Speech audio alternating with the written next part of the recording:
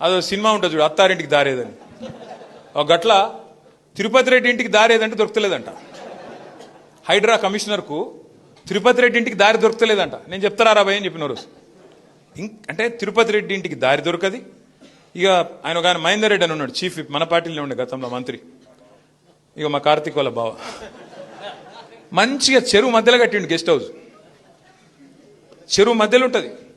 ఆయన నేను చెప్తున్నా హైడ్రా అది గుట్ట మీద ఉందా, ఇట్లా పైకి ఉంది.